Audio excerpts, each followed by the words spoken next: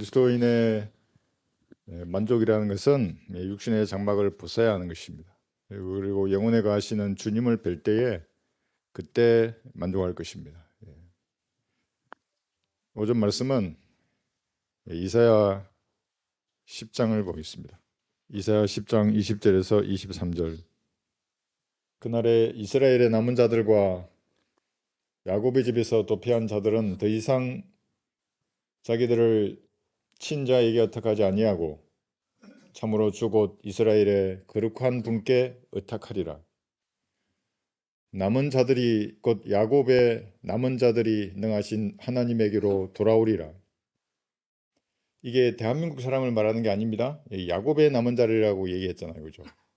그러니까 대환란의 심판을 받고 나면 대환란에서 생존한 유대인들이 그때서야 하나님에게로 돌아오는 것입니다. 그럼 이제 천년왕국을 왕국을 유업으로 그들이 받을 것입니다. 그 전까지는 고든 유대인의 목이 꺾이지 않는다고요. 지금 유대인들의 그 목이에요. 하나님을 대항하잖아요. 그 사람들이 사실은 구약의 하나님을 자기들은 섬긴다고 하지만 22절 보시면 내 백성 이스라엘이 바다의 모래 같을지라도 그들 중에 남은 자들만이 돌아오리니 정해진 멸망이 의로 넘치리라 했어요. 그 대환란의 그 정해진 멸망이 천년왕국의 의로 넘칠 거예요. 지금이 아니에요. 대한민국 사람도 아니라고요. 근데 이 말씀을 대한민국 사람에게 적용해서 남은 자가 되라고 이렇게 목사가 설교한다 그러면 그는 사탄의 종이에요. 은혜의 복음으로 믿음으로 구원받을 수 없게 만들거든요. 그 사람들이. 23절 보시면 이는 만군의 주 하나님이 온 땅 가운데서 멸망을 이룰 것임이니 이미 작전된 멸망을 이루리라. 교리적으로는 대환란의 그 심판을 말하는 것입니다. 오늘 이 설교를 준비한 것은 어떤 그 유명한 전도사예요. 유튜브 보면 막 엄청 많아요. 그 구독자들도. 그 쇳소리 나는 목소리는 마귀 들린 그 증거거든요. 목소리를 막 남은 자가 되라고 감정에 호소하더라고요. 막 남은 뭐 신부단장 하라고 막 외치고 그게 행위잖아요. 신부단장은 그리스도의 심판석에서 할 거예요. 주님이 다 반성경적인 인생 그 삶을 불에 태우고 하나님의 의로 옷을 입히실 거라고요. 이게. 그래야 혼인식이 들어가거든요. 영의 혼인식이. 근데 지금 그런 복음을 전하는 사람들은 남은 자가 뭔지를 모르는 거예요. 그래서 이 본문을 가지고 남은 자들에게 주시는 말씀이라는 제목으로 설교를 하겠습니다. 1950년 6월에 시작된 6.25의 전쟁은 소련군의 그 최신 군사 장비로 무장한 북계군의 기습적인 남침으로 시작이 되었습니다. 사람들은 전쟁을 잊어버리더라도 이 사실은 변하지 않는 것입니다. 언제든지 남한보다 군사적인 우위에 섰다고 생각하는 순간에 공산주의자들은 이 땅을 다시 침략할 것입니다. 이 전쟁으로 피아를 합쳐서 최소한 500만 명 이상이 죽었습니다. 다쳤고 헤어졌고 그 아픔과 고통이 우리 민족의 역사에 뿌리 깊게 남아있는 것입니다. 한반도 전체가 피바다가 되었습니다. 피를 흘리지 않은 산이 없어요. 산이라는 산은 군인들, 민간인들의 피로 얼룩졌던 것입니다. 이러한 전쟁의 교훈을 잊어버린 이 민족, 공산주의자의 평화라는 말, 민주라는 말에 속은 이 민족에게는 이러한 유사한 전쟁이 다시 일어날 것입니다. 그래서 우리는 그걸 대환란에 일어나는 3차 세계대전 중에 한 지역이 될 것입니다. 그 당시 낙동강까지 후퇴했던 연합군은 반격을 가하면서 9월 달에는 수도 서울을 탈환했습니다. 그리고 10월에는 38선을 넘어서 북진을 하여서 평양을 해방시킨 다음에 압록강 부근까지 진군을 했습니다. 제가 만약에 참모였다면 선발대는 앞으로 가더라도 본대는 뒤에 유리한 지형에서 방어 진지를 폈을 거예요. 제가 참모가 아니라서 그때는 무작정 올라갔다고요. 승리한 줄 알고. 빠른 진군을 이어가던 1950년 11월 말 선두에서 공격하던 미 해병대 제1사단 7년대 1대대 장병 900여 명은 중공군에게 완전히 포위를 당했습니다. 이 공산군의 기본 전술이에요. 앞에서 막고 완전히 포위를 이루는 거예요. 그 다음에 그들은 공격을 했습니다. 그리고 공격하면 그 부대를 완전히 전멸시켰어요. 영하 40도의 혹한이 가장 큰 적이었습니다. 보이는 모든 것들이 얼어붙었습니다. 침낭이나 참호에서 얼어 죽은 병사들이 전투 중에 사망한 병사들보다 훨씬 더 많았습니다. 부족한 탄약과 식량 외에도 매일 늘어나는 전사자와 부상자들로 인하여서 일대대는 전투를 수행할 수 없을 그런 절망적인 상황에 빠졌습니다. 그런데도 10배나 많은 적의 공격에 부대의 질서를 잃지 않고 끝까지 남아서 싸웠습니다. 철수 명령이 하달된 상황 속에서 전장에 남은 1대대장은 병사들에게 현장으로 가서 병사들에게 후퇴하는 것이 아니라 우리는 새로운 방향으로 공격한다는 점을 계속해서 상기시켰던 것입니다. 후퇴하면 무질서해지거든요. 질서가 없는 부대는 끝난 거예요. 전투를 수행할 수가 없어요. 그리고 부상자와 전사자를 데리고 흥남 방향으로 새롭게 공격을 하였습니다. 철수하라 그러면 자기만 살라고 참모들 데리고 철수해도 되는데 대대장은 그러지 않았어요. 현장으로 와서 병사들을 통제하면서 새로운 방향으로 공격하자 이러면서 부대를 이끌어냈던 것입니다.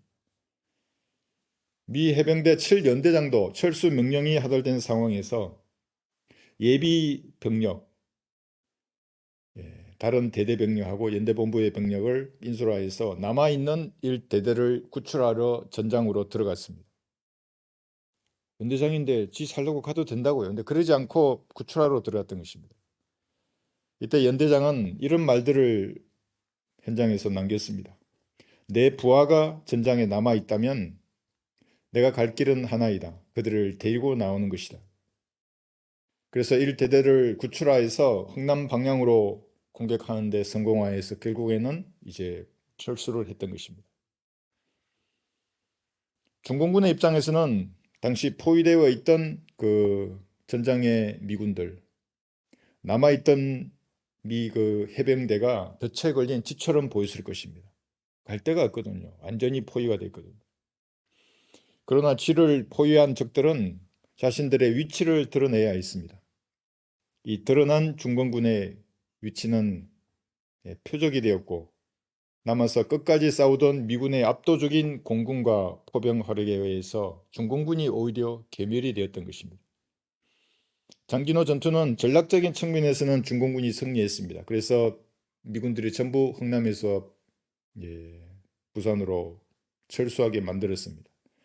그러나 중공군은 미군보다 10배나 많은 사상자를 냈습니다. 전술적으로는 완전히 패배하였던 것입니다. 이것은 전장에 남은 미군들이 죽음을 두려워하지 않고 자기 상관을 신뢰하면서 지휘체계를 유지하고 전우를 지키기 위해서 끝까지 싸웠기 때문에 가능한 일이었습니다. 만약 1대대나 7연대장이 자기만 살려고 포기했다 그러면은 철수했다 그러면은 완전히 전선이 무너졌을 것입니다. 이것은 자유를 숭고한 가치로 여기는 군인들이 이 독재 국가의 군인들과 싸워 이길 수 있는 이유이기도 합니다. 우리는 자유롭게 자원하는 마음으로 싸운다고요. 독재 국가는 그렇지 않습니다. 만약에 포위된 군사들이 각자 살 길을 찾아서 흩어졌더라면 미군은 장진호의 혹한 속에서 전멸했을 것입니다. 다 죽이는 거예요. 그리고 이 전투 사례를 전군에 퍼뜨려서 아군의 사기를 꺾으려고 했을 것입니다. 중공군들이. 그러면 흥남에서 10만 명이 넘는 군인과 민간인들도 철수하지 못했을 것입니다. 다 잡아 죽였을 것입니다. 오늘날 자유 대한민국, 우리나라는 공산 괴뢰군들의 전투에서 그 괴뢰군과의 전투에서 끝까지 남아서 싸웠던 군인들의 피 위에 건국된 나라입니다. 잊으면 안 된다고요, 이것을. 중공의 돈을 먹은 반역자들이 이 나라를 팔아먹는 지경에 이르렀지만 주께서는 아직 남은 자들을 곳곳에 남겨두셨습니다. 젊은이들 보세요. 그거 가서 한다고요. 짱깨 붓게 물러가라 그러고 북치고 그러잖아요. 그 자원하는 마음이 보이지 않습니다. 누가 시켜서 하는 게 아니라고요. 돈 받고 하는 것도 아니고. 청년들이 자유대한민국에서 공부했잖아요. 그 형성된 가치관으로 봤을 때 받아들일 수 없는 일들이 일어나는 것이거든요. 영적으로 이런 상황을 판단하지 못하는 목사는 마귀 들린 마귀의 자식이지 목자가 아닙니다. 그 사람들. 나한테 무슨 편지 보내고 글 보내면서 마치 자기가 진짜 목사인 양 그러고 나보고 판단하지 말라고 하는 그 인간들은 하나님의 사람이 아닙니다. 성경의 하나님을 안다는 사람이 반역자에게 표를 주고 그를 두둔하는 것은 불가능한 일입니다. 성경과 맞지 않은 거예요, 그게. 악을 선하다 하고 선을 악하다고 하는 것은 성경과 맞는 것이 아닙니다. 자유대한민국의 반역자들은 정치계를 비롯하여서 교육계나 문화예술계, 종교계, 언론에까지 뿌리 깊게 자리를 잡고 있는 것입니다. 특히 종교계라는 곳에는 진리의 이름으로 사기치는 자들이 가득 찬 곳입니다. 진리의 이름으로 앵벌이를 하고 공갈 협박으로 돈 버는 자들로 넘치는 곳이 종교계라고 하는 것입니다. 이름만 들어도 안다고요. 무슨 에덴 교회 그럼 에덴이 어디 있어요? 에덴이 이 땅이 타락해 있는데 에덴이 되려면 예수님이 지상 재림해서 완전히 인류의 역사를 송두리째 바꾸실 거예요. 피바다로 만드신다고요. 중동 지역을. 그런 교리가 없는 것이 어떻게 에덴 교회가 될 수 있습니까? 그들에게는 돈을 버는 이익이 경건일 뿐입니다. 진리와 무관한 사람들입니다. 주께서는 이승호 목사님 한 사람을 사용하셔서 한글로 보존하신 성경을 우리 민족에게 주셨습니다. 이 말씀을 믿는 성도는 참으로 극소수입니다. 이제는 쌍용교회의 목사들이 이 말씀조차도 변개하고 있습니다. 이 목사님의 후광을 등에 업고서 이 목사님께 반역하는 배교자들입니다. 저도 배신자를 너무나 싫어한다고요. 그 군인들의 정통의 기본적인 공통점 같아요. 배신자들이에요, 그 사람들. 주께서는 조직을 사용하시거나 죽은 사람의 대를 이은 자에게 기름을 붓지 않고 죽은 사람의 대를 이은 사람에게 기계적으로 기름을 붓지 않으시는 것입니다. 그리고 그의 믿음대로 사역을 맡기시고 환경을 조성하시다가 그가 죽으면 또 한 사람을 부르시는 것입니다. 두 마리의 용이 이끄는 그 흑암의 세력은 성경을 계속 출판함으로써 돈을 벌려는 수작이 얼마나 큰 죄라는 것을 망각한 사람들입니다. 그런 사역에 동참하는 사람도 마찬가지입니다. 그리스도 심판석에서 가장 큰 불은 주께서 호흡을 불어넣으신 모국어 성경에 손을 댄 자들의 인생이 타는 불일 것입니다. 그들에게 동조했던 자들의 인생도 불에 타서 잿더미가 될 것입니다. 이 불은 그들의 인생을 송두리째 태워버리는 강력한 불이 될 것입니다. 하나님께서 호흡을 불어넣으시고 보존하신 말씀에 흙덩어리 인간이 감히 칼을 댔기 때문에 그런 것입니다. 이제는 한글 킹제임스 성경을 사용한다는 사람을 더 조심해야 합니다. 어떤 성경을 사용하냐고, 몇 년도판이냐고를 봐야 하는 것입니다. 그러나 주께서는 아직 바알에게 무릎 꿇지 아니한 그리스도인들을 남겨두셨습니다. 로마서 11장 3절 주여 그들이 주의 선지자들을 죽였으며 주의 제단들을 헐어버렸고 나만 홀로 남았는데 그들이 나의 생명을 찾고 있나이다 하니 이 엘리야가 여인의 위협에 겁을 먹고 도망갔잖아요. 그러면서 향나무 아래에서 죽기를 청하며 잠들었어요. 스트레스가 너무 받으면 잠들잖아요. 엘리야가 그런 상황이었어요. 주님은 뭘 하지 않으시고 엘리야를 깨워서 먹이셨습니다. 엘리야는 그 힘으로 40여일을 더 가서 호렙산에 왔을 때 주께서 엘리야에게 이렇게 질문했어요. 엘리야야, 내가 여기서 무엇하느냐? 그에 대한 답변이 우리가 읽었던 3절이었어요. 그 이스라엘을 비난하는 거죠. 그들이 나를 찾고 있다고, 나만 남았다고. 근데 4절에서 주님은 이렇게 답변하십니다. 하나님께서 그에게 하신 답변이 무엇이냐? 내가 나를 위하여 바알의 형상에 무릎 꿇지 아니한 7,000명을 남겨두었노라 하시느니라 해서 낙심한 엘리야를 꾸짖지도 않으시고 징계하지도 않으시며 선지자로서 사역을 수행할 것을 명령하셨습니다. 여러분도 마찬가지예요. 낙심하지 말고 주님께서 여러분에게 맡겨주신 것을 해야 하는 것입니다. 엘리야의 나약함, 낙심하는 죄, 또 이세벨을 두려워하는 것에 대하여서는 책망하지 않으시고 너의 사명을 수행하라고 말씀하신 것입니다. 그리스도인도 영적으로 주저앉은 자리에서 주님을 위해서 다시 일어선다면 전쟁을 주관하시는 주께서 상황을 다스릴 것입니다. 일어나야 한다고요. 그리고 갈보리 앞으로 나가서 무릎 꿇으면 돼요. 생각나는 모든 죄들을 자백하면 주님이 다시 힘을 주시는 것입니다. 영적 군사가 할 일은 자신의 지휘관을 신뢰하며 일어서는 것입니다. 여러분의 지휘관은 주 예수 그리스도 그분이세요. 그분을 신뢰해야 한다고요. 그러면 질서가 무너지지 않을 것입니다. 신뢰하지 않으니까 계속 엉뚱한 것으로 가는 것입니다. 주께서 맡기신 사명을 감당할 수 있는 지혜와 용기를 주시고 필요를 채워달라고 간구하는 것입니다. 저도 주님께서 뭐라고 말씀하시면 내가 무엇을 할 수 있습니까? 주님 지혜를 주시고 사람을 만나게 하시고 필요를 채워달라고 말하는 것입니다. 저는 소풍을 할 때 내 마음속에 주신 그 확신은 내가 모든 것을 채워줄 테니까 네 일을 하라고, 앞으로 전진하라고 몇 번을 말씀하셨습니다. 그러면 전쟁을 주관하시는 주께서 좋게 여기시는 대로 행하실 것입니다. 근데 일어서지 않으면 아무 일도 일어나지 않는 것입니다. 군인으로 치면 지휘권을 박탈하지 않으신 것입니다. 그리고 다시 임무와 과업을 하더라 하셔서 작전을 수행하게 하셨습니다. 여기서 우리가 교훈을 얻어야 하는 겁니다. 주께서는 이 영적 전쟁을 수행하는 모든 필요를 채워주실 것입니다. 이 믿음이 아무것도 없던 제가 사역을 수행하는 동력이 되었던 것입니다. 그래서 엘리야는 하사엘에게 기름을 부어서 시리아의 왕으로 삼고 예후에게도 기름을 부어서 이스라엘의 왕으로 삼았습니다. 엘리사에게도 기름을 부어서 선지자로 삼으라는 그 명령에 순종하였습니다. 주께서는 엘리야만이 아니라 아직은 사탄의 세력에게 무릎을 꿇지 않은 남은 자들을 곳곳에 남겨두셨습니다. 그 당시에는 7,000명을 남겨두셨고 지금은 여러분들을 남기신 것입니다. 한번 들어보세요. 그러나 내가 나를 위하여 이스라엘에 아직 7,000명을 남겨두었나니 곧 바알에게 무릎 꿇지 아니한 모든 무릎과 바알에게 입맞추지 아니한 모든 입이라 하시니. 열왕기상 19장 18절입니다. 여기 무릎하고 입맞춤이 나오잖아요. 이건 대환란 때에 적그리스도 위에 경배할 때 그대로 적용될 거예요. 무릎 꿇고 입맞출 거예요. 그 사람들. 거짓 평화의 왕 그의 형상에게 무릎 꿇고 경배하며 입맞춤을 할 것입니다.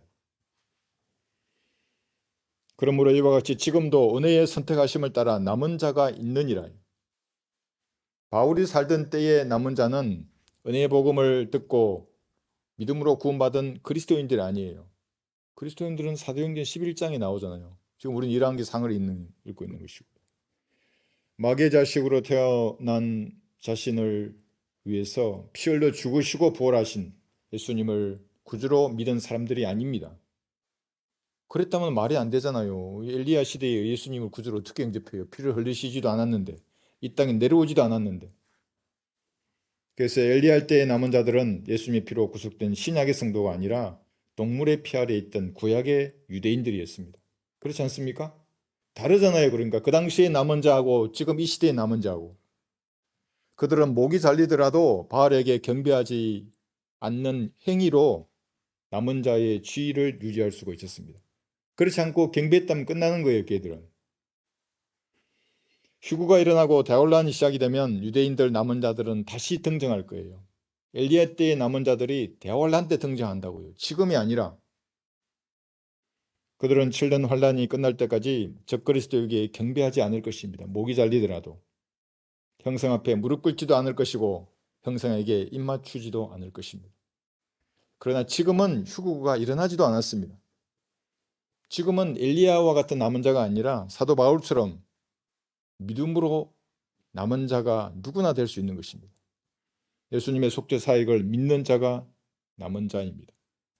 단 1%, 0.1%의 행위라도 자기 구원에 집어넣는 자가 있다면 하나님의 진노의 잔을 마실 것입니다. 그러니까 자기 존재의 비애가 뭔지를 모르는 사람이에요. 그 죄의 엄중함을 모른다고요. 어떤 사람 죄 지으면 지옥에 간다고 댓글 남겨가지고 당신이 지옥에 간다고. 무슨 말인지를 몰라요, 그 사람들은. 그러니까 CCC 같이 그리 허접한 영적 기도로 구원받는 줄 안다고요. 은사주의 교회 가면 매일 일어서서 기도하잖아요, 매주. 그걸로 구원받는 줄 안다고, 이 사람들. 로마서 5장 1절 한번 보겠습니다.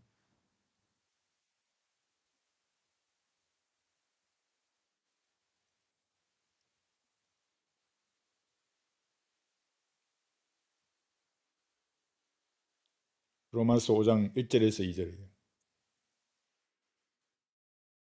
그러므로 우리가 믿음으로 의롭게 되었으니 우리 주 예수 그리스도를 통하여 하나님과 화평을 갖느니라. 또 그분으로 인하여 우리가 서 있는 이 은혜 안에 믿음으로 나아가며 하나님의 영광의 소망 안에서 즐거워하느니라. 의라는 것은 예수님의 피를 믿는 믿음이에요. 예수님의 피로 모든 죄들이 용서된 사실을 믿지 않는 것은 불의한 자예요. 그래서 지옥에 가는 거예요, 그 사람들이. 사람의 행위가 아닌 것입니다. 이것만이 거룩하신 하나님과 화평을 가질 수 있는 유일한 방법이에요. 하나님이 거룩하시기 때문에 그래요. 예수님의 의를 내가 가지고 있지 않으면 거룩하신 하나님의 의의 기준에 아무도 도달할 수 없는 것입니다. 99 중 9% 있는데 1% 부족해요. 지옥으로 가는 거예요, 그 사람은. 하나님께서 베풀어 주신 은혜 안에서 소망 가운데 즐거워하는 유일한 방법은 예수님의 피를 믿는 믿음뿐입니다. 그래서 저와 같은 죄인도 너무나 감사한 거예요, 그 일이. 믿으면 되는데 왜 안 믿는 거예요? 그러면 잘난 척하니까 못 믿는 거지, 그것이. 하나님의 어리석음이 그 똑똑하다고 하는 그 인간보다 훨씬 지혜로운 거예요. 모르는 거예요, 그 사람은. 구약의 성도는 행함이 1%도 없이 오직 믿음만으로 의롭게 되는 것을 이해할 수가 없는 것입니다. 이것은 4,000년의 인류 역사가 지나고 5,000년이 시작되는 그때 예수님의 죽음을 통하여서 바울에게 나타난 향상된 계시였습니다. 인류 역사 5,000년의 창조주가 죽었다고요. 그래서 5를 죽음의 숫자라고 하는 것입니다. 그것으로 된 것이에요. 그것이. 율법 아래 있던 죄인이 거룩하신 하나님을 바라보면 지옥의 불길이 늘 가로막았습니다. 그래서 성막으로 들어가면 제일 먼저 놋자단에서 불이 타오르고 있다고 얘기했어요. 그러나 예수님께서는 자신을 화목 제물로 그 놋제단 속으로 들어가신 거예요. 들이시고 이 사실을 믿는 사람은 누구든지 지옥에서 구원받게 하시는 이것을 기뻐하시는 거예요. 그래서 복음 전파의 어리석음으로 사람들을 구원하시는 것을 주님은 오늘도 기뻐하시는 것입니다. 온전한 하나님의 은혜입니다. 그런데 오직 믿음만으로 남은 자들이 되는 이 세대도 얼마 남지 않았습니다. 너무나 많은 사람이 행위 구원을 부르짖고 있습니다. 교회라는 곳에는 대부분이 행위 구원이에요. 왜냐하면 마태복음에는 행위 구원이 나와 있거든요. 히브리서 계시록으로 가면 무언가 이기고 뒤로 물러서지 않고 잘 지켜야 끝까지 견뎌야 구원받는 것처럼 기록되어 있기 때문에 그런 것입니다. 주께서는 그들의 열망에 응답하실 것입니다. 대환란 때는 엘리야와 모세가 두 정인으로서 지상에 내려올 것입니다. 그러면 엘리야 때 남은 자들처럼 목을 걸고 행위로 믿음을 증명해야 남은 자들이 되는 것입니다. 그때는 진짜 이 땅에서 신부단장을 해야 한다고요. 신부도 아니지만 처녀들이라 그러잖아요. 세대별로 다른 남은 자들을 모두 같은 것으로 교묘하게 섞어서 가르치는 목사들은 사탄의 종이에요. 아닌 것 같잖아요. 너무나 잘생기고 교회 음악은 너무나 좋고 모든 게 좋아요. 그 사람 굿이에요. 그거 보면 어떻게 저렇게 기획을 잘했는지.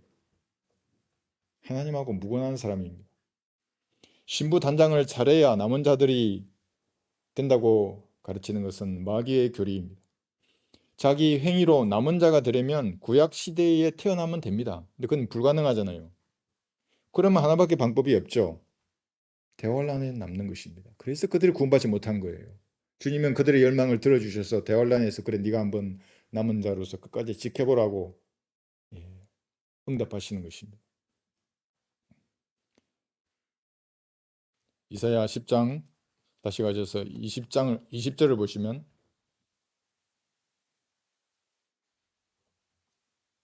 이사야 10장 20절에서 22절 20절부터 읽겠습니다. 지금이 아니라 대환란에 남은 자들에게 주님께서 주시는 말씀이에요.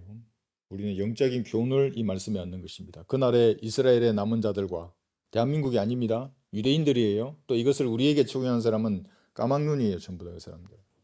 야곱의 집에서 도피한 자들은 더 이상 자기들을 친자에게 어떡하지 아니하고 참으로 주 곧 이스라엘의 거룩하신 분께 의탁하리라 했어요. 남은 자들이 곧 야곱의 남은 자들이 능하신 하나님에게로 돌아오리라. 대환란이 끝나고 돌아오는 거예요. 이제 마지막 그 후 3년 만의 끝에 이스라엘 민족 중에서 하나님에게로 돌아오는 사람은 대환란의 심판을 견디고 생존한 사람입니다. 죽어버리면 안 되는 거예요. 이들이 유대인 남은 자들입니다. 유대인들은 최소 700만 명 이상이 대환란에서 죽고 극소수만이 남을 것입니다. 제가 말씀드렸죠. 대환란의 기간이 단축될 수도 있고 그건 어떻게 하느냐에 달려 있습니다. 그래서 주님께서 주님 앞으로 나아가서 여러분이 기도드리고 주님을 섬기고 한 그 행함이 얼마나 중요한 것이에요. 바꾼다고요. 그것이. 하나님 뭘 예정해 놓고 무조건 밀어붙이지 않으세요. 그들이 바다의 모래처럼 많아도 대환란 때 적 그리스도의 세력에게 무참하게 죽임을 당할 것입니다. 여기 22절을 보시면 내 백성 이스라엘이 바다의 모래 같을지라도 그들 중에 남은 자만이 돌아오리니 정해진 멸망이 의로 넘치리라 했어요. 여기도 이스라엘이 그랬어요. 또 이거를 제가 봤어요. 어떤 목사 보니까 이 이스라엘을 그리스도인이라 그러는 거예요. 그리스도인이 바다의 모래 같을지라도 남은 자만이 돌아오니까 우리도 신부단장을 잘해서 남은 자가 되자 이러는 거예요. 그래서 막 목이 쉬어가지고 막 이렇게 막 감정을 계속 자극하는 거예요. 사람. 10만 명이 넘어요. 그 조회수가. 그 사람들을 그 아멘하고 있는 사람 뭐 하는 사람들이에요. 전부 대환란에 남아서 정말로 남은 자가 될 기회를 하나님이 주시는 거예요. 우습게 생각하면 안 된다고요. 하나님을 가지고 놀라 그런다고요. 전부 다.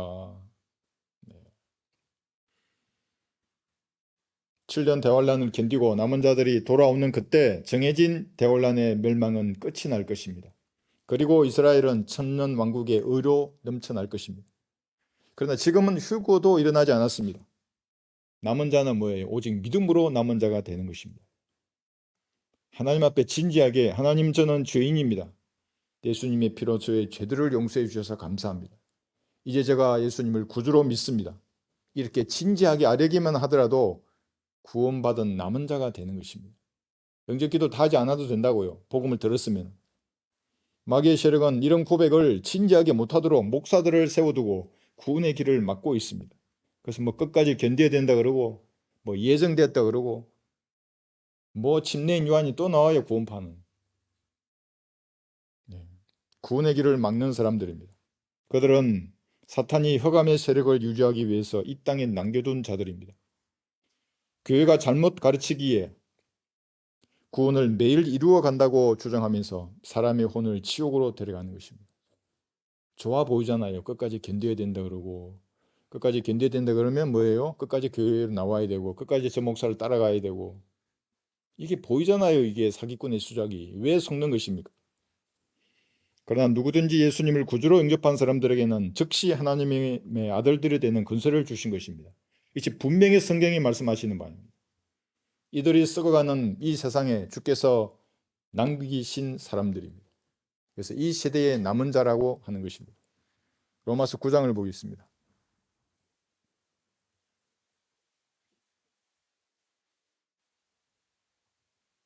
물론 그 사람들이 제 설교를 한 1분 듣다가 이 인간 왜 이렇게 인상 쓰고 소리쳐 하고 뭐 나가버리겠지만 듣지도 않겠지만 여러분들은 남은 자에 대해서 잘 알아야 하는 것입니다. 이 세대의 남은 자. 로마서 9장 27절 보시면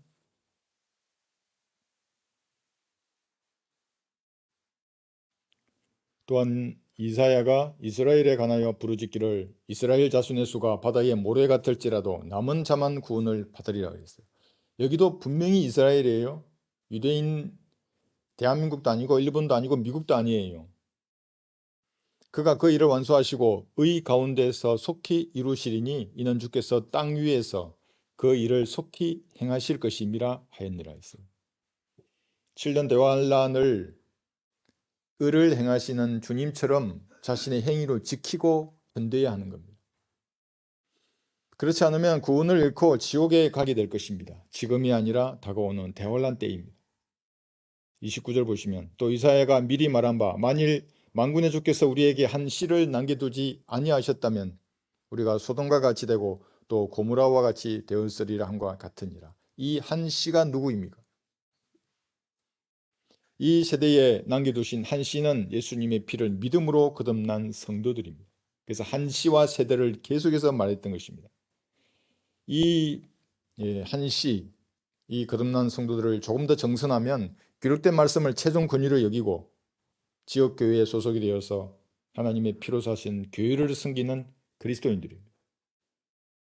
그리스도인들.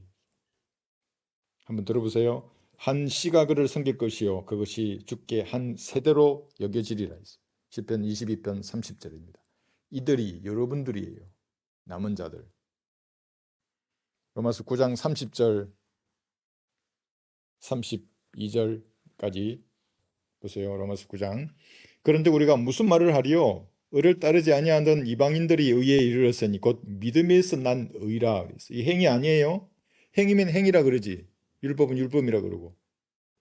그러나 의의 법을 따르던 이스라엘은 의의 법에 이르지 못하였으니 어찌하여 그렇게 되었느냐? 이는 그들이 믿음으로 의를 구하지 아니하고 율법의 행위로 되는 것처럼 구하였기 때문이라요.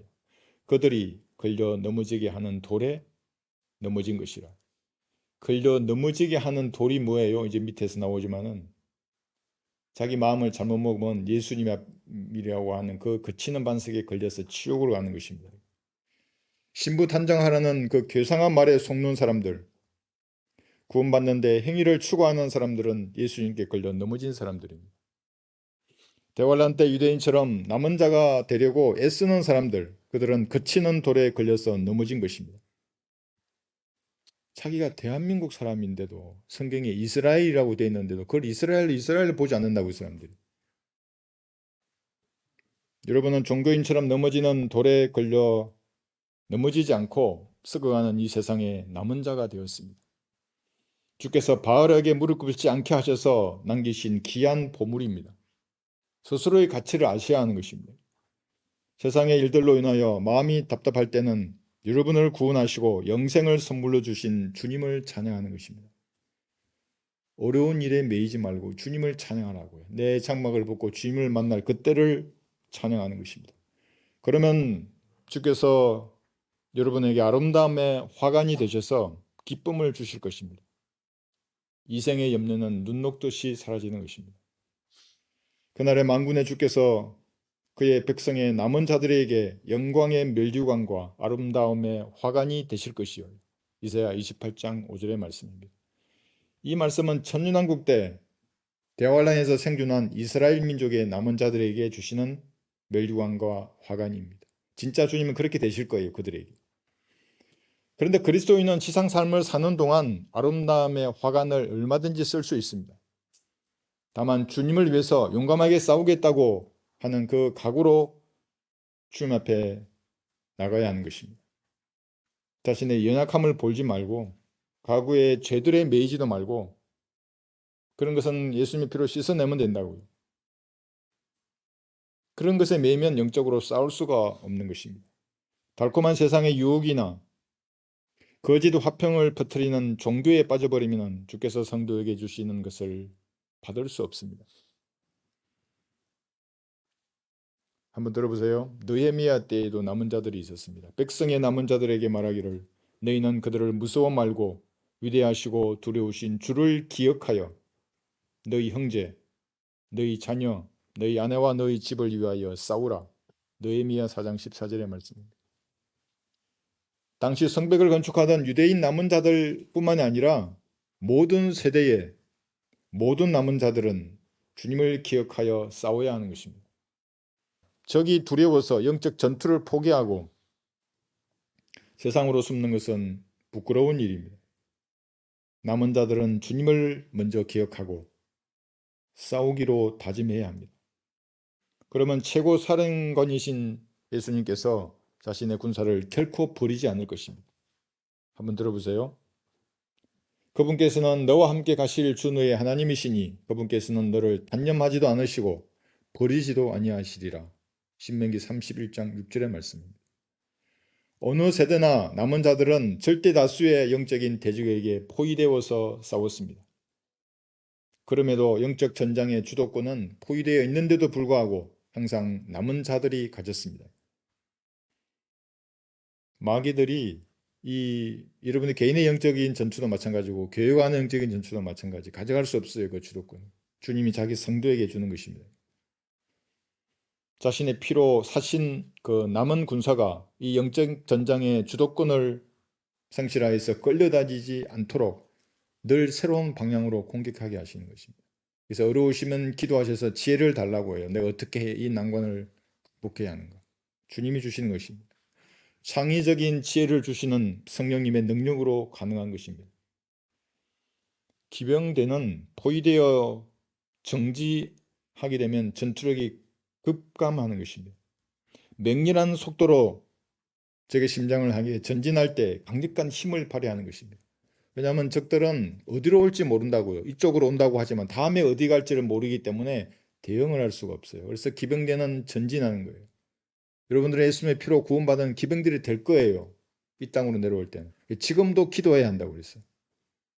그렇게 싸워야 하니까.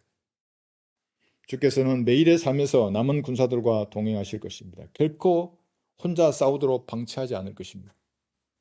기도하고 찬양하며 성경을 읽을 때에 최고 사령관이신 그리스도의 마음으로 여러분들이 충만해지는 것입니다. 이 이신 점심 이런 말 하잖아요. 기도하고 찬양하고 성경을 읽을 때 무언가 주님 보시기에 합당하지 않은 것들은 씻겨진다고요. 그리고 성령으로 충만케 되는 것입니다. 이게 충만함이 있어야 합니다. 그러면 악한 현 세상에 대한 유혹과 여러분 안에 있는 정욕은 사라지고 하늘나라에 대한 그 칼망으로 가득 차는 것입니다. 기쁘지 않으세요? 전 너무나 기쁘요. 이런 셋째 하늘에 대한 갈망으로 가득 차서 주님을 찬양할 때가. 6.25 전쟁 당시 미 해병 7연대장은 적진에 남은 군사들을 끝까지 책임지고 그들을 구출했습니다. 내 부하들이 그곳에 남아있다면 내가 갈 길은 하나이다. 그들을 모두 데려 나오는 것이라고 말하면서 자신의 목숨을 담보로 뛰어들어서 함께 싸워서 그들을 다 구출해냈습니다. 충성된 부하를 사랑하는 참된 지휘관의 마음은 이런 것입니다. 이 군사와 사령관의 관계예요. 이것은 사실은 골육지정이라고 하는 것입니다. 잘 몰라요, 사람들. 전우회라는 것에 대해서. 그렇다면 지구에 홀로 남아서 고립된 예수 그리스도의 영적인 군사를 주께서는 얼마나 더 잘 보살피고 그의 필요를 채워주시겠습니까? 이런 주님의 보좌 앞으로 나가서 만나는 것입니다. 이사야 13장 한번 볼까요? 이사야 13장 4절 제가 읽겠습니다. 산들에서 나는 무리의 소리는 마치 큰 백성의 소리 같으니 민족들의 왕국들이 함께 모여서 떠드는 소리라. 만군의 주가 싸움의 군사를 소집합니다. 교리적으로는 지상 재림을 말씀하고 있습니다. 민족들의 왕국들이 함께 모여서 아무리 떠들어도 주님과 함께 지상으로 내려오는 이 싸움의 군사를 그들은 담당하지 못할 것입니다. 그래서 한날에 2억 이상의 군대가 죽을 것입니다. 이 부르심, 이것은 교회 시대의 그리스도인들도 영적 싸움의 군사로 소집을 하신 것입니다. 그러니까 여러분도 주님이 부르신 것입니다. 이 부르심에 당당하게 응하여서 주께서 기뻐하시는 영적 전투에 여러분들을 바쳐야 하는 것입니다. 이게 그리스도인이라고 하는 겁니다. 어린 아기들처럼 구원받기 전에 놀던 물을 계속 회상하고 그 물로 가려고 그래요. 그럼 영적 아기들이죠. 군사인데 주님을 위해서 싸워야지. 세상의 눈독을 들이면 전투를 망각한 군사가 되는 것입니다. 그래서 막 다른 전우들은 저기서 땀 흘리며 눈물로 싸우고 있는데 자기 혼자 세상하고 호의호식하고 있어요. 주님 보시기에 그게 어떤 모습으로 비치겠습니까? 아군이 죽어가는데 뒤에서 커피나 마시고 있는 지휘관은 그런 사람은 반역자예요. 그런 사람은 군인이 아니라고요. 그러나 그리스도인들은 주를 기억하고 온 마음을 다해서 영적 이 전장에서 싸워야 하는 것입니다. 그러면 영원히 후회하지 않는 그런 전투가 될 것입니다. 여러분들이 해고할 거 아니에요. 새 예루살렘 도성에서. 난 이렇게 싸웠다고 말할 수 있는 것입니다. 근데 그러지 않은 사람은 맨날 놀다가 오면 골프나 치고 등산이나 다니고 그래 사람들하고 놀다가 오면 새 예루살렘에서 뭐 할 거예요? 야 골프 뭐 어쩐데 이런 얘기 할 거예요? 그 얼마나 부끄러운 일이에요. 그것이. 주를 기억하고 온 마음을 다해 싸우는 것입니다. 그래서 지역교회를 떠나는 사람은 막지 말고 오는 사람을 잘 양육하여서 한 마음으로 싸워야 하는 것입니다. 이소호 목사님께서 보존하신 이 성경을 손에 들어야 하는 것입니다. 사후에 개정된 성경은 성경이 아닙니다. 같은 믿음과 영으로 함께 전우가 된 지체들을 섬기면서 용감하게 그리고 지혜롭게 싸워야 합니다. 그러면 주께서 좋게 여기시는 대로 영광을 받으실 것입니다. 아무짝에도 쓸모없는 흙덩어리와 같은 무익한 종이 거룩하신 주님 앞에 영광을 돌려드리고 주님을 기쁘시게 하는 것입니다. 이를 위하여 남은 군사는 어떻게 해야 되는 것인가? 주님께 의탁해야 합니다. 한번 들어보세요. 그날에 이스라엘의 남은 자들과 야곱의 집에서 도피한 자들은 더 이상 자기들을 친자에게 의탁하지 아니하고 그랬죠. 참으로 주 곧 이스라엘의 거룩하신 분께 의탁하리라. 이건 대환란의 심판이 끝나고 생존한 유대인들은 선진왕국에서 하나님을 정말로 의지할 것을 말씀하시는 것입니다. 근데 여러분은 어떤 것입니까? 교회 시대의 남은 자들은 성경의 하나님께 의탁해야 합니다. 보이는 권세보다도 더 강력한 영적 대적을 연약한 육신으로는 상대할 수가 없는 것입니다. 남은 자들이 고난을 당하고 박해를 받도록 허용하시는 것은 주님만을 의탁하도록 하기 위해서 그렇게 하시는 것입니다. 한번 들어보세요. 주의 손에 나의 영을 의탁하나이다. 오 진리의 주 하나님이여 주께서 나를 구속하셨나이다. 시편 31편 5절의 말씀입니다. 구속하셨잖아요. 여러분들도. 그럼 여러분은 주님을 의탁해야 하는 겁니다. 주께서는 구원받기 전에 그 외롭고 처량하던 죄인의 마음에 찾아오셨습니다. 그리고 먼저 질문을 던지신 것입니다. 구원을 잊게 해주신 주님의 자성하심을 저는 잊을 수가 없습니다. 여러분 어떠신가요? 구원받은 그날을 기억하십니까? 주님의 자성하심을 저는 잊을 수가 없어요. 자유로우신 주님께 의탁해야 하는 것입니다. 눈에 보이는 것은 남은 자들에게 화평을 줄 수 없습니다. 완전한 화평은 보이지 않는 주님이 주시는 겁니다. 오직 주만이 영혼에서 누리는 완전한 화평을 이 땅에서 누리게 하실 것입니다. 그래서 오늘 주님께 의탁하겠다고 고백하는 시간이 되어야 합니다.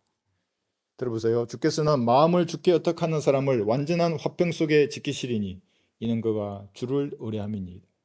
이사야 26장 3절의 말씀입니다. 지상에 포위된 주의 군사들이 승리하기 위하여서는 자신의 마음을 은혜의 말씀에 의탁해야 합니다. 바람만 불어도 흔들리는 것이 사람의 마음입니다. 그래서 인간의 마음을 일본이나 프랑스, 우리나라는 다 똑같이 이렇게 비유로 말하고 있어요. 갈대라 그래요. 인간의 마음이. 꽃이라 그러고 바람이라 그러고 물, 구름에 비유하고 있습니다. 그래서 마음을 가만히 내버려 두면 이리저리 흔들리는 거예요. 구름을 보세요. 그냥 계속 바뀌잖아요.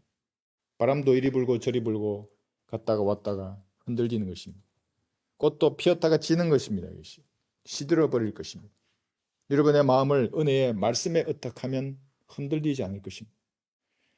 이제 형제들아 내가 너희를 하나님과 그분의 은혜의 말씀에 의탁하노니 그 말씀이 능히 너희를 굳게 세워줄 것이며 또 거룩하게 된 모든 사람 가운데에서 너희에게 유업을 줄 것이라. 사도행전 20장 32절입니다. 은혜의 말씀에 의탁하는 것입니다. 하나님의 영이시니까 보이지 않잖아요. 보이지 않는 하나님을 어떻게 보는 것입니까? 성경을 펴는 거예요. 올바로 나누어 말씀하시는 그 말씀에 자신을 의탁하는 것입니다. 그러면 죄악이나 거짓말이나 속이는 혀를 멀리하게 될 것입니다. 이스라엘의 남은 자는 죄악을 행치 아니할 것이요 거짓말도 아니하며 그들의 입에는 속이는 혀도 없으리라 그랬어요. 스파냐 3장 13절에서. 대환란에서 생존한 유대인 남은 자들은 천년왕국 때 이렇게 될 것입니다. 그런데 그리스도인의 화평을 누리려면 다른 방법이 없습니다. 하나님의 말씀에 자신을 의탁하는 것입니다. 그러면은 여러분들이 이집트로 돌아가지 않을 것이라고 하나님 이렇게 기록해 주셨어요. 한번 들어보세요. 오 너희 유다의 남은 자들아 주께서 너희에 관하여 말씀하시느니라. 영적으로 적용하는 거예요. 너희는 이집트 땅으로 가지 말라. 너희는 내가 오늘 너희에게 경고한 것을 분명히 알라요. 예레미야 42장 19절입니다. 여기도 남은 자들이잖아요. 대환란 때 남은 자들이 이집트는 세상을 예표하거든요. 세상으로 돌아간다면 그는 구원을 잃어버리고 지옥에 갈 것입니다. 그리스도인이 만약 세상과 어울려 산다면 마귀들이 여러분의 생각을 점유할 것입니다. MBC, KBS, SBS, JTBC 이런 것들을 시작해서 텔레비전 뉴스를 보는 사람은 쇠뇌를 허용하는 것입니다. 쇠뇌 당한다고요. 그 뉴스에. 그래서 그걸 기레기라고 하잖아요. 기자뿔에서 쓰레기예요. 생각을 점유한 마귀는 여러분의 마음을 점유하고 마음이 점유당하면 이때부터 주님은 여러분에게 계속해서 그만두라고 경고의 사이렌을 울릴 것입니다. 왜냐하면 몸과 의지를 마귀들이 통제하기 때문에 그런 것입니다. 결국에는 죄의 종으로 비참하게 될 것입니다. 이집트인처럼 사는 것을 당연하게 생각할 것입니다. 그래서 그 이집트 옷 입고 춤추고 난리치잖아요. 그러면서 무슨 세대주의가 어쩌고 하나님 어쩌고 그런 말을 한다고 이거 가수가. 향락 속에 사는 여인은 살아있지만 죽었느니라. 디모데전서 5장 6절입니다. 이 성경에 단 한 번 향락이 나오는 이 구절에서 세상의 달콤함에 취한 여인에 대하여 지목하고 있는 것입니다. 입술로는 주님의 신부라고 고백하지만 구원조차 받지 못한 사람들이 너무 많이 있다고요. 자기는 끝까지 구원받았대요. 들어보면 너무나 아닌데죠. 구원받은 신부라 하더라도 은혜의 복음을 전파하여서 혼들을 이겨오지 못하는 사람들이 너무나 많은 겁니다. 주님의 피로 값을 지불한 정결한 신부가 마귀의 교리로 더럽혀진 경우가 너무나 많이 있습니다. 신부면 신부답게 양심에 지적하는 죄들을 씻어내야지 왜 그렇게 안 하는 것입니까? 마음의 영역에 죄를 짓고 싶은 열망이 숨어 있다면 다음 단계로 넘어가기 전에 오늘 주님께 잡혀서 다 버려야 하는 것입니다. 그러면 마귀의 세력들이 남은 군사들에게 아무런 위력을 발휘하지 못할 것입니다. 힘을 잃어버린다고요, 마귀의 세력들이. 여러분을 세상에서 꺼내어 영적 군사로 소집하신 하나님을 잊지 말아야 합니다. 이 민족이 거대한 용광로 속으로 들어가는 작금의 상황을 인식하여서 주님 앞에 간구해야 합니다. 남은 자들이 자신의 몫을 감당하지 못하면 이 민족은 철 용광로 속에서 서서히 죽어갈 것입니다. 남은 자들은 갈수록 강력해지는 바알의 세력에게 무릎을 꿇지도 않아야 합니다. 자신을 군소로 부르신 주님만을 기억하여서 지혜롭고 용감하게 싸워서 주인의 마음을 시원하게 해드려야 하는 것입니다. 대환란 때 유대인들 남은 자들은 혼자 힘으로 싸울 수 없기 때문에 남은 자를 구원해 달라고 기도하라고 이렇게 기록해 두셨어요. 오 주여 주의 백성 이스라엘의 남은 자를 구원하소서요. 예레미야 31장 7절입니다. 그럼 주께서 친히 표적과 이적들로 그들을 구원하실 것입니다. 그런데 지금 그리스도인들은 어떻게 하는 것입니까? 표적이나 이적이나 기적이 없는데 여러분 기도에 하나님이 경청하실 것입니다. 오 주여 은혜의 복음을 전파하면서 잃어버린 혼들을 이겨오는 이 땅의 남은 군사들을 도와주소서. 주님이 들으시고 응답하실 것입니다. 세상 군대의 지휘관들은 자신의 부하를 피로 낳지도 않았는데도 아끼고 사랑하는 것입니다. 참된 지휘관은 충성을 다하는 부하를 아끼고 사랑하는 것입니다. 현재 적과 맞서서 싸우고 함께 적과 맞서서 싸우고 함께 죽는 것을 기꺼이 받아들이는 것입니다. 이런 신뢰로 이등병에서부터 장군에까지 형성된 그 사단은 어떤 전투에서도 승리할 것입니다. 전역하고 나서 정치권에 빌붙은 정치 군인들은 군대를 좀먹는 벌레와 같은 것입니다. 별 4개를 달고 뭐 어쩌고 하는 거 보세요. 그게 정상적인 사람으로 보입니까? 정치 군인들이에요, 그 사람들. 예수님은 죽음을 두려워하지 않는 용감한 군사이셨고 선두에서 용감하게 죽음을 향해서 앞으로 나아갔습니다. 주께서 이런 말씀을 하신 후에 예루살렘을 향하여 앞서 올라가시더라요. 누가복음 19장 28절이에요. 죽음이 기다리는 예루살렘을 향해서 사람들보다 앞서 올라가셨던 것입니다. 이 용감하지 않으면 있을 수 없는 일이에요. 마지못해 뒤처져서 자신이 가야 할 길을 떠밀려서 가지 않고 자원하는 마음으로 가셨던 것입니다. 남은 자들도 자원함으로 주님을 따라야 합니다. 자원함. 그러면 주께서 여러분을 부르시는 그날에 기쁨으로 손을 들 것입니다. 그런 충성스러운 군사와 함께 주께서 친히 동의해 주실 것입니다. 여러분 설교를 듣다가 마음속에 무엇인가 도전받은 것이 있습니까? 이제 그럼 여러분이 그 도전에 대응해서 주님 앞에 고백하는 시간입니다. 남은 자로 살게 해달라고 그렇게 고백하십시오. 양심에 거리끼는 것들이 있다면 주님 앞에 다 자백하고 예수님의 피로 씻고 참신한 자세로 주님을 섬기겠다고. 그래서 이 마지막 때에 남은 자로서의 그 사명을 다하시는 귀한 성도들이 되시기 바랍니다. 유튜브로 보는 성도들도 기도하십시오. 예, 진지하게 주님 앞에 기도하십시오.